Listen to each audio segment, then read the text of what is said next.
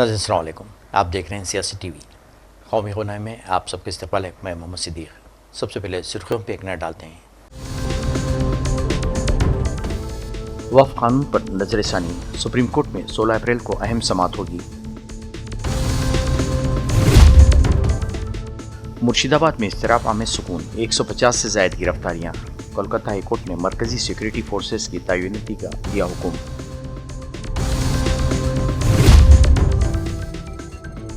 इलाहाबाद में दलित नौजवान के कत्ल और डॉक्टर अम्बेडकर के मुजस्समे की बेहुरमती पर मायावती का शदीद एहतजाज।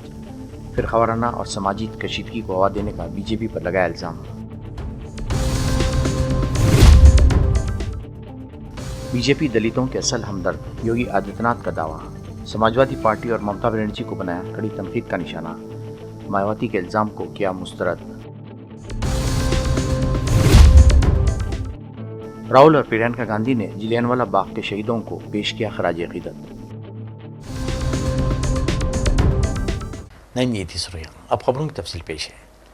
सुप्रीम कोर्ट में 16 अप्रैल को वक़्त तरमीमी क़ानून के ख़िलाफ़ दायर तकरीबन 15 अर्जियों पर समाअत मुतवक्को है, जिनमें इस कानून की आइनी हैसियत को चैलेंज किया गया है।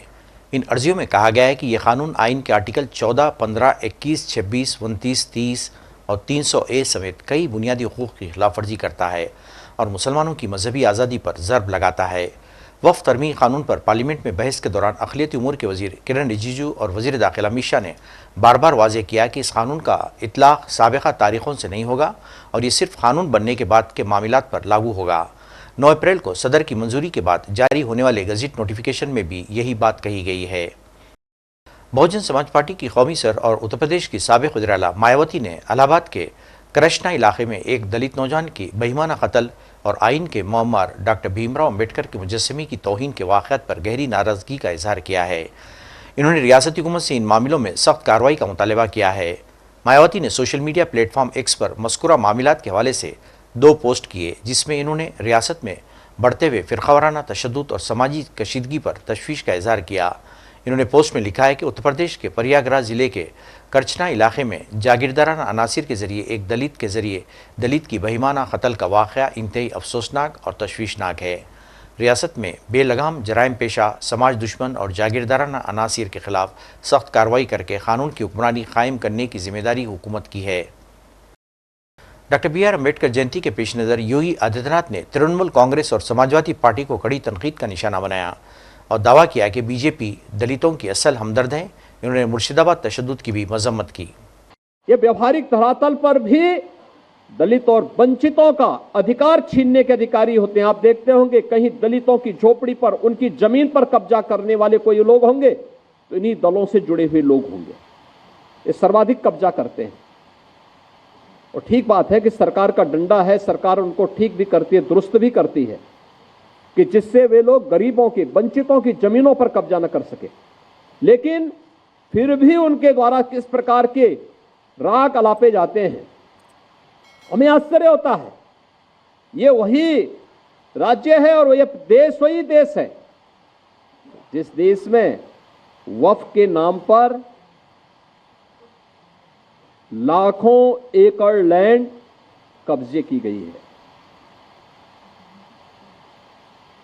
और उनके पास कोई कागज नहीं, कोई राजस्व रिकॉर्ड नहीं, और राजस्व रिकॉर्ड नहीं तो सभी को वापस लेने की कार्रवाई जब इस संशोधन विधेयक संसद में पारित हुआ है और अब इस पर कार्रवाई हो रही है तो इसके लिए हिंसा भड़काई जा रही है। हिंसा में आपने देखा होगा कब पश्चिमी बंगाल में मुर्शिदाबाद 3 हिंदुओं की निर्मम हत्या हुई, उनके घरों से खींच करके उनकी हत्या हुई। और ये सब कौन है? ये सभी वही दलित हैं, वही वंचित हैं, वही गरीब हिंदू हैं जिसको इस जमीन का सर्वाधिक लाभ मिलने वाला है, सर्वाधिक लाभ मिलने वाला है। ये लैंड राजस्व के रिकॉर्ड में फिर से आएगी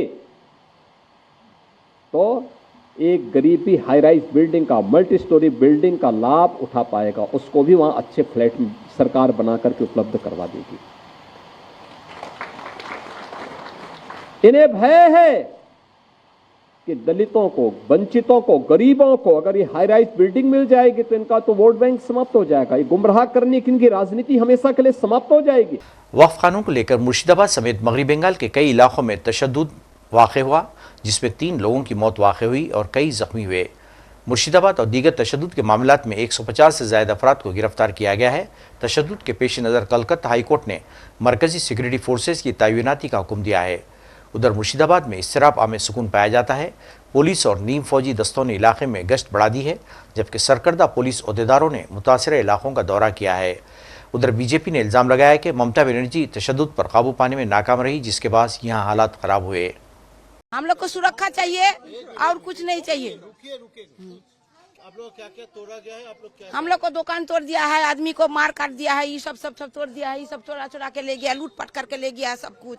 हम लोग का एक तो घर में जनाना आदमी सब छोटा लड़का बच्चा है हम लोग का, कैसे घर में रखे चाकू छुरी लेके घर में घुस जाके मार रहा है। हम लोग क्या करेंगे, कहाँ जाएंगे हम लोग, बताइए। हम लोग, मेरा घर में एक बेटा है, मेरा बेलडांगा में रहता है, कितना कष्ट कर पुलिस लोग सब लोग मेरा बेटा को लेके आया, कितना कष्ट करके आया, चिल्लाया, घर में घुस जाके घर झाड़ू के तोड़ दिया, सब कुछ तोड़ के एकदम इतना किया जब मैं छोटा बच्चा था दम निकाल लिया था। हम लोग राष्ट्रपति शासन चाहते हैं। यहाँ अराजकता चलता है, यहाँ गुंडागर्दी चलता है। हर शुक्र जब भी कोई जुलूस होता है, शुक्रवार नमाज के बाद इधर आतंक फैलाया जाता है। यहाँ के सारे घर जला दिए गई है, सारे दुकानें जला दिया गया है। ये देखिए, नजारा देख लीजिए, ये नजारा देख लीजिए, दुकान का लूट कर लिया है। इसका इरादा ही ऐसा ही है, हिंदू लोग है, इसको मारो पीटो लूटो जो भी करो। हम लोग यहाँ चाहते हैं अगर शांत रहना है तो बीएसएफ कैंप एक परमानेंट रहना चाहिए। और जो तोड़फोड़ होता 4 घंटे से पहले, पुलिस का कोई नाम निशान नहीं। पुलिस स्टेशन यहाँ से एक कदम भी दूरी नहीं है, पुलिस स्टेशन के दूरत्व तो एक कदम भी नहीं है, पुलिस का कोई काम ही नहीं है। गुज़िश्ता शब भी यहाँ पुलिस की गश्त जारी रही। उधर मुकामी MP और दीगर कायदीन ने अवाम से अमन बनाए रखने की अपील की। याद रहे कि जुम्मे को यहाँ वक्फ बिल के खिलाफ होने वाले मुजाहरे तशद्दुद में बदल गए थे। तशद्दुद के बाद यहाँ 3 अफराद की मौत वाक़ हुई है। मुकामी लोगों का कहना है कि सोशल मीडिया पर फैलाई जाने वाली अफवाहों के बाद हालात ख़राब हुए हैं। उधर पुलिस इंतज़ामिया ने कहा कि अभी यहाँ हालात काबू में हैं और गुज़िश्ता शब से कोई नाखुशगवार वाक़या पेश नहीं आया। कल से तांडव चलाया जा रहा है, आज भी चल रहा है, अभी तक टिल नाउ चले जा रहा है। लेकिन कौन कर रहा है, कैसे, इसका पीछे कौन है, ये हम लोगों को पता नहीं है। अभी पुलिस प्रशासन लगा हुआ है, देख रहा है। बहुत घर को तोड़ा गया है, इनफैक्ट 3 जन का मौत भी हो गया इस घटना के, इस वायलेंस में। अभी क्या कर सकते हैं, प्रशासन देख रहा है, सेंट्रल फोर्स आया हुआ है, सब कंट्रोल कर हो रहा है अभी धीरे धीरे।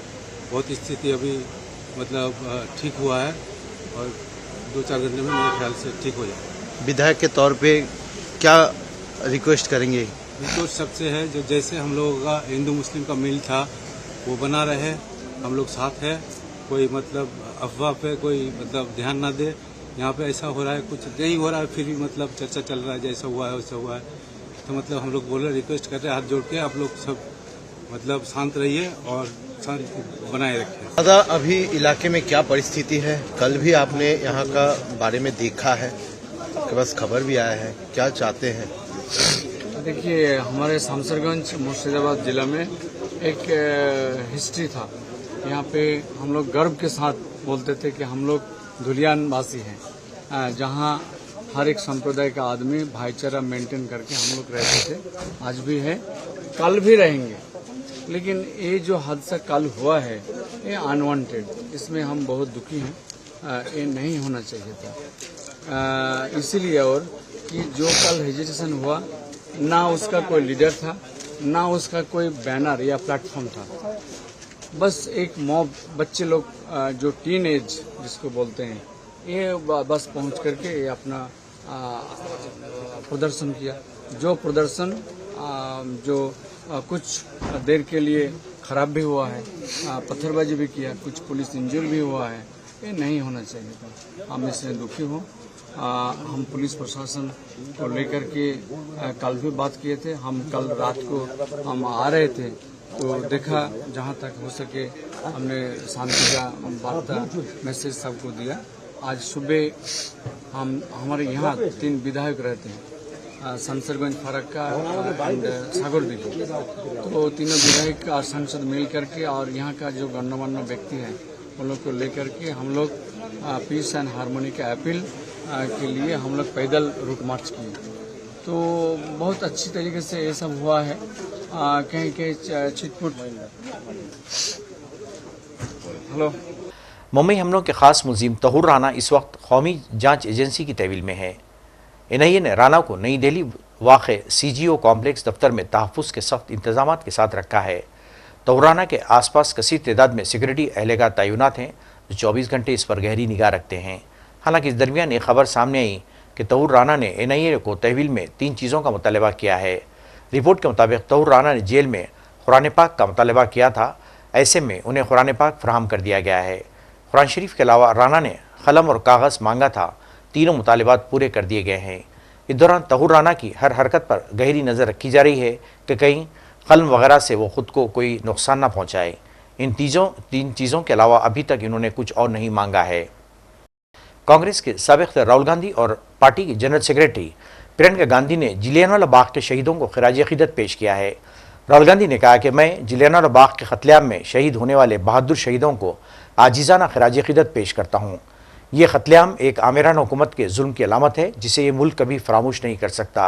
इस नाइंसाफ़ी और जुल्म के ख़िलाफ़ हमारे बहादुर शहीदों की कुर्बानी आने वाली नस्लों को इंसाफ के ख़िलाफ़ लड़ने की तरगीब देती रहेगी।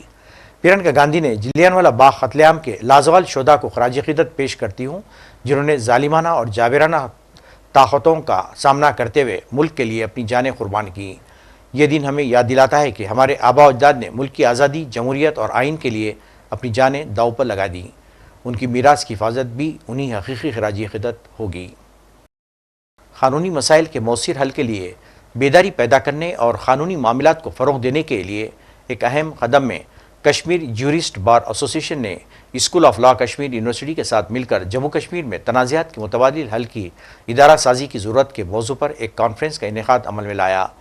कॉन्फ्रेंस के शुरका ने इस वक्त की ज़रूरत को करार दिया और कहा कि क़ानूनी इमदाद वक्त की एक अहम ज़रूरत है और इस सिंध में बड़े पैमाने पर बेदारी वक्त का अहम तकाजा है।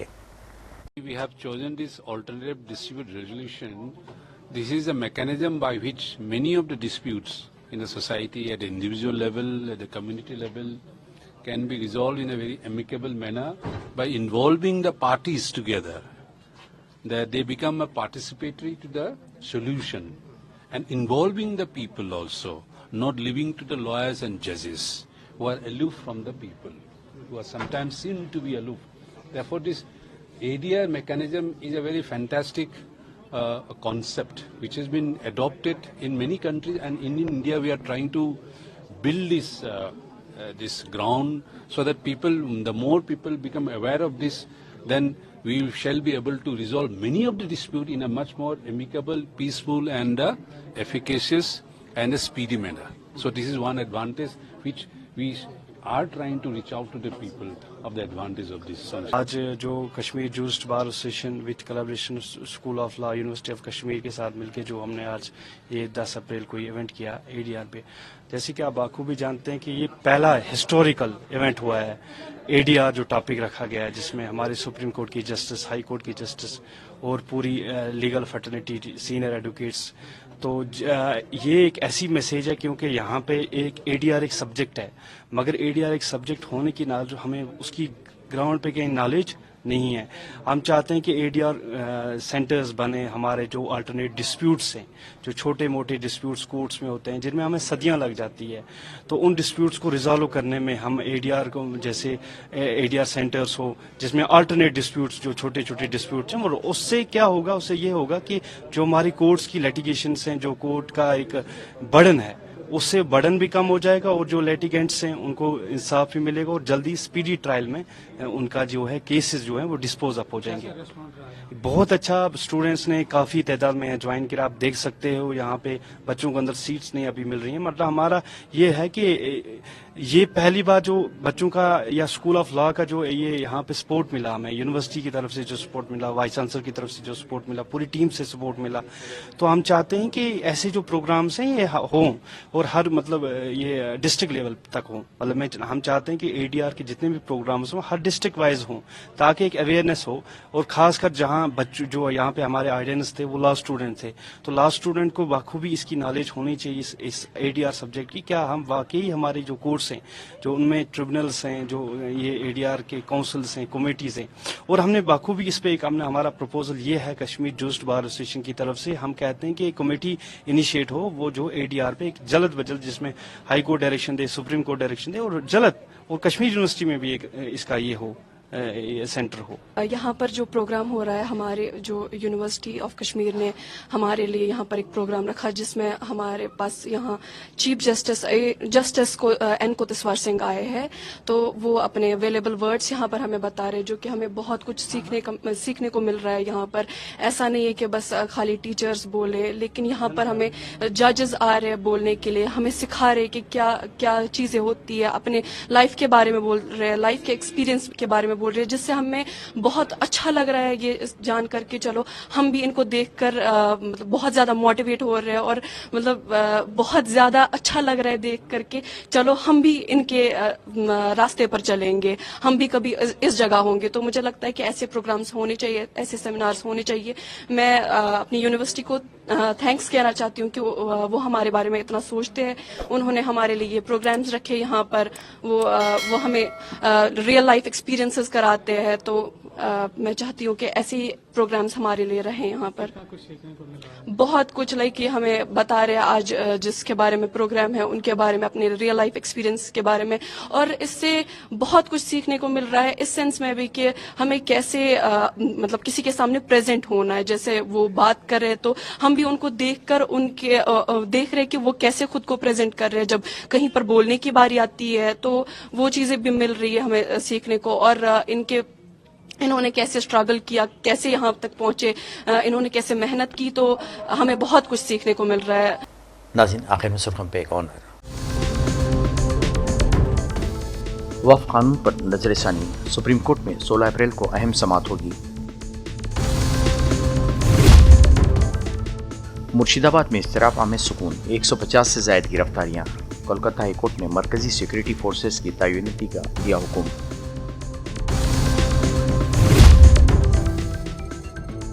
इलाहाबाद में दलित नौजवान के कत्ल और डॉक्टर अंबेडकर के मुजस्समे की बेहुरमती पर मायावती का शदीद एहतजाज।